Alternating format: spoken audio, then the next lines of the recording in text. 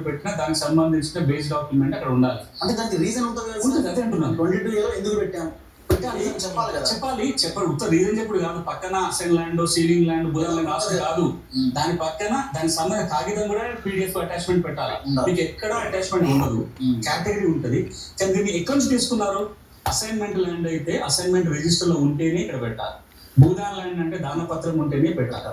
Ceiling surplus land gazette notification ఉంటేనే తెచ్చిపెట్టాలి. Environment అంటే environment gazette లో ఉండాలి. వర్క్ ల్యాండ్ అంటే వర్క్ గెజెట్ లో ఉండాలి. కోర్టు తీర్పు అంటే కోర్టు తీర్పు కాపీ ఉండాలి. ఇవన్నీ ఉన్నాయి మాత్రమే ఇక్కడికి రావాలి. కానీ దురదృష్టం ఏంటంటే ఈ ఆధారాలు లేనియే బోలెడు ఎందుకు వచ్చినాయి. అందుకే మాటికి హైకోర్టు చెప్తున్న మాట ఏంటంటే ఈ లిస్టు పబ్లిక్ డొమైన్ లో ఉండాలి. ఏ కేటగిరీలు పెడుతున్నారో ఆ పేరు రాయాలి. దానికి సంబంధించిన డాక్యుమెంట్ ని కూడా మీరు ఇక్కడ అందుబాటులో పెట్టాలి అని చెప్తున్నారు. ఇప్పుడు ఏమీ లేదు. దానివల్ల ఏమవుతుంది? ఎవరైతే అధికారి పెడుతున్నారో అది డిస్క్రిప్షన్. రెండోది ఒకరి బాధ్యత లేదు. ఇప్పుడు అసైన్ ల్యాండ్ ఉంది, లిస్ట్ తహసీల్దార్ తయారు చేస్తాడు, RDO ద్వారా కలెక్టర్లకు వస్తుంది, వీళ్ళు IGRS ద్వారా రిజిస్టర్లకు పంపుతారు. భూదాన్ ల్యాండ్, భూదాన బోర్డు నిర్వహించాలి. ఇప్పుడు బోర్డు లేదు, స్పెషల్ ఆఫీసర్ ఉంటాడు. ఈ స్పెషల్ ఆఫీసర్ లిస్టులు పంపుతారు, కలెక్టర్ తీసుకెళ్లి లిస్టులో పెడతారు. ఇవన్నీ కాదు. ఇప్పుడు మనం అన్ని రకాల భూమి రికార్డులు ఒక చోటుకి తేవాలనేది ఆన్లైన్ రికార్డు విధానం అన్ని రాష్ట్రాల్లో మొదలైంది. అంతకుముందు వెబ్లాండ్ కావచ్చు, తర్వాత మా భూమి కావచ్చు, మొన్న ధరణి కావచ్చు, ఇవాళ భూభారతి కావచ్చు. మరి అన్ని డిపార్ట్మెంట్లకి అదే బేస్ రికార్డ్ అయినప్పుడు 22A కూడా ఇదే బేస్ రికార్డు కావాలిగా. కానీ ఈ రోజు మీరు తెలంగాణలో చూడండి, ఆ భూభారతిలోనూ అప్పుడు ధరణిలో పట్టా భూమి అని ఉంటది, 22Aలో అసైన్ ల్యాండ్ అని వస్తుంది. మరి ఇక్కడ అసైన్ ల్యాండ్ ఎందుకైంది? అక్కడ ఇట్లాంటి క్వశ్చన్స్ ఎన్ని ఉన్నాయి? ఈ క్వశ్చన్స్ ఏవి దానికి ఆన్సర్ ఉండదు. విషయం ఏంటంటే ఈ తెలంగాణలో ఈ బలహీన వర్గాల చేతిలో ఉన్న భూమిగా ఉండకూడదు. సింపుల్ గా ఈ 22A ఎందుకు వచ్చింది? మీ దగ్గర ఉన్న ఆ ఎకరం భూమి కూడా ఎట్లా గుంజుకోవాలనే ప్రయత్నంలో భాగంగా వచ్చింది.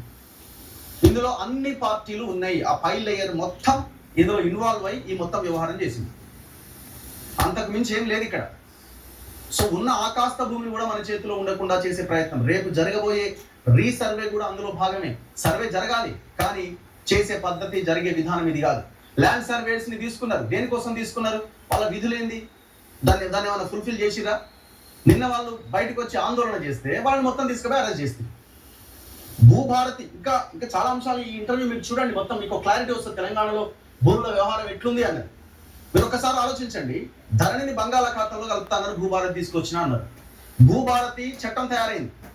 ఆ చట్టం తయారీలో ఈ భూమి సునీల్ కుమార్ గారు ఒక చట్టం తయారైంది. అదే అడిగిన చట్టం మీరు తయారు చేశారు, మరి సమస్యలన్నీ అట్లే ఉన్నాయి కదా అని అంటే రూల్స్ ఎప్పుడైతే ఫ్రేమ్ చేయాలో చట్టం తయారైంది, దానికి రూల్స్ ఫ్రేమ్ చేయాలి.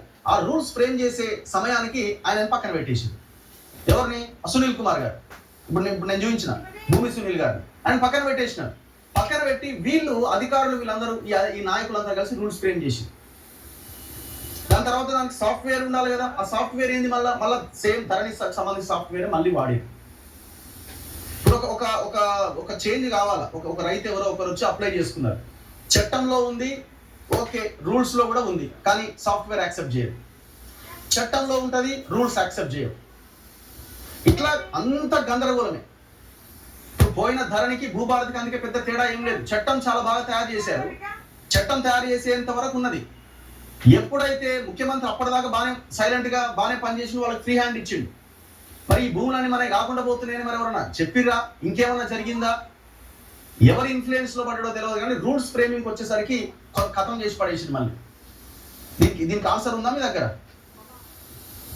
అంటే ఎప్పుడు కూడా ఈ భూములకు సంబంధించిన వ్యవహారం ఇట్లనే ఉండాలి. ఇట్లనే ఉంటే అందులో లూప్ హోల్స్, అందులో అన్ని చూసుకొని భూములు కొట్టేయాలి. ఎంత దారుణం ఇది! ఎందుకంటే ఈ భూముల మీద ఎందుకు పడ్డారంటే తెలంగాణలో భారతదేశంలో ఏ రాష్ట్రానికి లేని భూ అసెట్ తెలంగాణకి సొంతం. ఈ దుర్మార్గులు తెలంగాణ వచ్చిన తర్వాత దేని మీద పడ్డారంటే ఈ భూముల మీద పడ్డారు. అందుకే ప్రజలు ఏం చేయాలి? దీనికి సొల్యూషన్ అడుగుతారు. సొల్యూషన్ ఏంటి? తెలంగాణ సోయిన్ నుండి ఎవడన్నా మనం తెచ్చుకొని ఎమ్మెల్యేలుగా, ఎంపీలుగా, ముఖ్యమంత్రులుగా మనం చేసుకుంటే అప్పుడు ఏమన్నా సాధ్యమైంది. ఈ దొంగ పార్టీలకు మళ్ళీ మనం ఓట్లేస్తే మన భక్తులు ఇట్లనే ఉంటే ఇంకా భయంకరంగా తయారైతే ఎవరికైనా కన్సర్న్ ఉందా? కనీసం ఎవరికైనా కన్సర్న్ ఉందా?